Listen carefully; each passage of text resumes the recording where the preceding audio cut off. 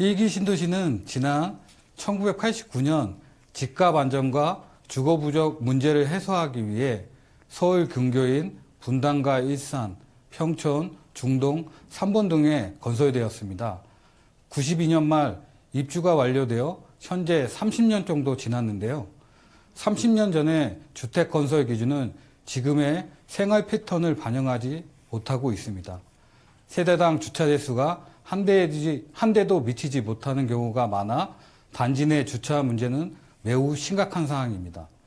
30년 이상 지나다 보니 기반 시설 또한 노후화로 인해 녹물과 열 효율이 낮은 난방 문제가 계속 발생되고 있고요. 신도시 개발 후 주변 지역이 개발되면서 교통 여건을 고려하지 못한 채 건설된 도로도 문제입니다. 폭이 협소하고 도로 용량 또한 광역적 차원에서 검토되지 못한 채 건설돼 완성적인 도심 지역 내 교통정체 문제가 심각한 수준입니다.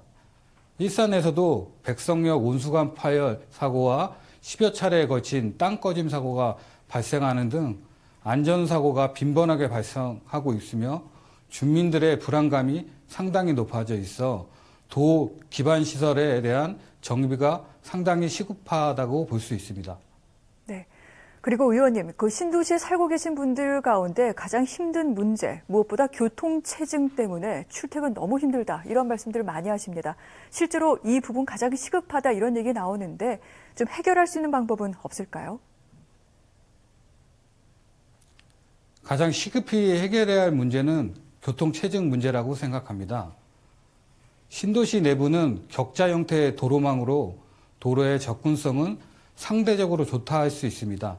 하지만 신도시가 서울 근교 지역에 건설되었다 보니 서울과 연결되는 도로는 출퇴근 시 변목 현상에 매우 심각해 차량이 거의 움직이지 못할 정도입니다. 30년 전 신도시 개발이 주변 지역의 개발로 이어지고 이를 고려하여 광역적 차원에서의 차량 교통량과 도로 용량을 예측하여 대응했어야 함에도 이에 대한 고려가 좀 더 부족했던 것 같습니다. 자동차 사용이 일상화된 오늘날의 모습 또한 반영되지 못하지 않았나 하는 생각입니다. 최근 정부가 수도권 주택시장 및 서민 주거 안정을 위해 추진하는 3기 신도시는 광역교통 확충으로 1, 2기 신도시 및 주변 지역의 교통 불편을 해소하는 치유형 교통정책을 수립해야 합니다. 양질의 일자리와 아이 키우기 좋은 도시로 조성될 수 있도록 도의회 차원에서도 신도시 건설이 주변 지역과 상생하는 도시개발이 이루어지도록 철저히 점검하고 다양한 정책을 제안하고자 합니다. 알겠습니다. 광역교통 확충, 이 부분을 강조하신 걸로 그렇게 알겠습니다.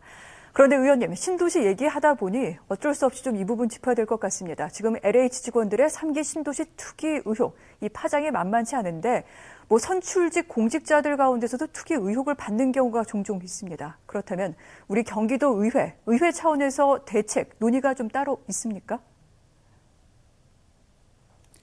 현재 도 차원에서 신도시 건설 관련 직무를 수행했거나 수행하고 있는 직원들뿐만 아니라 가족들을 대상으로 부동산 거래 내역을 조사하고자 개인정보 동의서를 받고 있습니다.